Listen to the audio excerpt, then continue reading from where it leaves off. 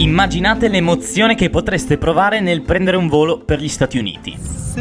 Ma arrivare a destinazione in hotel? Una valigia di non so chi e non so chi ha la mia valigia. Sì, avete preso quella sbagliata, per presto scoprire che la vostra valigia non arriverà per le prossime 3 settimane perché persa in aeroporto a Dublino, con all'interno vestiti e oggetti da un valore di 5.000 euro. Potrebbe andare meglio? Potreste riuscire ad entrare in una tournée di una squadra di Premier League nelle 24 ore successive, ma potrebbe andare anche peggio, potrebbe piovere.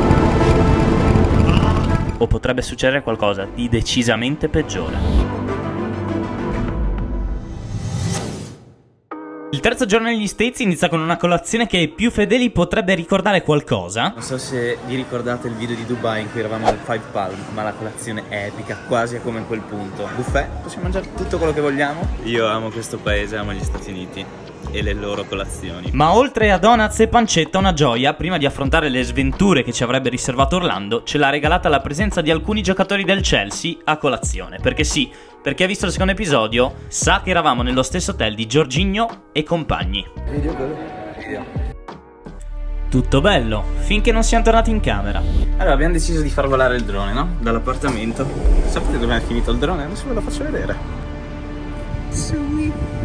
Chi mi conosce da tempo sa che ho il vizio di schiantare oggetti volanti, ma sa anche che sono piuttosto esperto nel farli decollare da terrazze. Ma questa volta è andato diversamente, infatti il drone appena l'ho lasciato è stato risucchiato verso l'alto, andando a sbattere sul terrazzo sopra di noi. Spero che non si sia rotto perché è di mio papà, e se no mi spacca le gambe.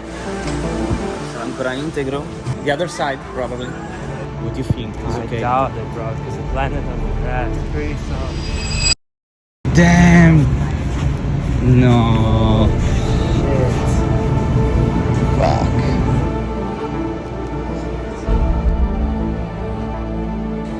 Il piccolo angioletto non ce l'ha fatta. Rip. Oltre ad aver perso una valigia abbiamo anche distrutto un drone. Ah, Dio santo de Dio! E il peggio doveva ancora arrivare. Waiting for the car. In verità il proseguo di giornata doveva essere eccitante, perché se fosse andato tutto come da programma avremmo dovuto andare agli Universal Studio di Orlando per una partita con le leggende del calcio mondiale, Rivaldo, Roberto Carlos, Edenilson e tanti altri. Se non fosse stato che... Buongiorno ragazzi, oggi siamo agli Universal Studio in Florida. Mentre stavo facendo l'intro del video è arrivata la sicurezza, dicendoci che non saremmo potuti entrare né con videocamere né con zaini. Provando a spiegare che eravamo stati invitati ad un evento all'interno degli Universal Studios, a loro non risultava l'esistenza di questo evento e il coordinatore della sicurezza improvvisamente si è alterato e ci ha letteralmente bannato da tutte le attrazioni. Non potevamo neanche entrare nel parco. Dopo grandi discussioni con la security ci hanno letteralmente sbattuti fuori per colpa di...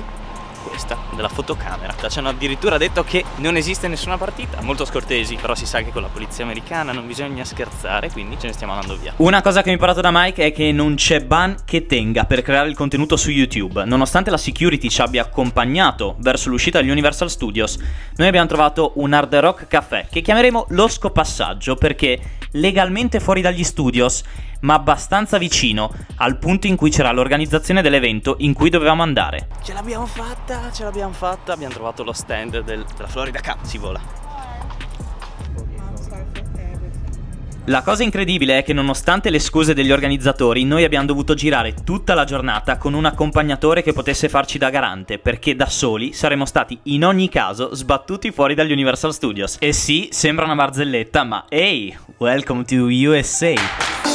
Actually, we are banned for the whole day from the studios, but somehow we made it. Did we film that? Yeah. Like a little bit, right? Yeah. Okay. Qua la situazione è caliente, siamo sotto le montagne russe degli Universal Studio. Vediamo cosa ci riserva adesso. Non so cosa aspettarmi, sincero. Hey, what's up? Yeah, man. What's up? Rivaldo qua. Pazzesco. Dopo aver incontrato Rivaldo, Pallone d'Oro e aver parlato con Mister Di Matteo nella dressing room, inizia la mia giornata lavorativa. Ho dovuto filmare la partita di Mike in questo scontro tra influencer e leggende del calcio mondiale.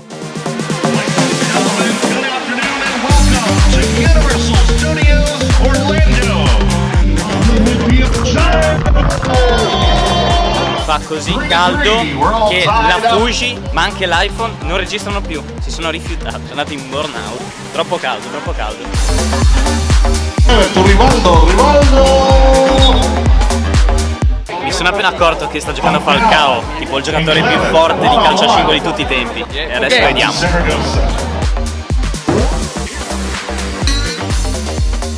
Se Falcao giocava nelle stesse condizioni di chi ha appena vinto la Coppa Chiosco al torneo frazionale di Treppo Grande, Rivaldo a 50 anni aveva una condizione fisica che io me la sogno. Dopo i saluti ci siamo diretti verso l'uscita, scortati anche in questo caso dagli organizzatori del torneo, non consapevoli che in hotel ci avrebbe aspettato un'altra sorpresa. Si conclude anche questa serata agli Universal Studio. Volevamo fermarci a mangiare, ma c'è giusto un pochino di gente, quindi andiamo a casa, servizio in camera, che comunque ci sta. Tempo di fare una foto con Mendy trovato nella hall dell'hotel, che abbiamo scoperto che avremmo dovuto aspettare un'ora nella reception perché la porta dell'hotel di Mike non si apriva, se non scassinandola. No?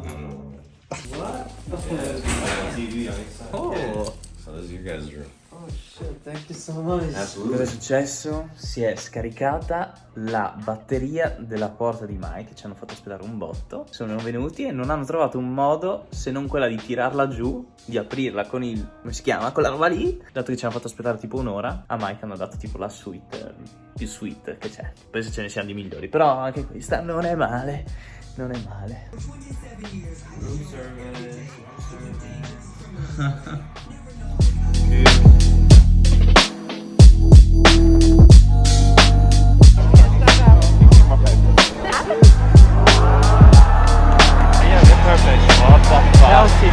We are perfect.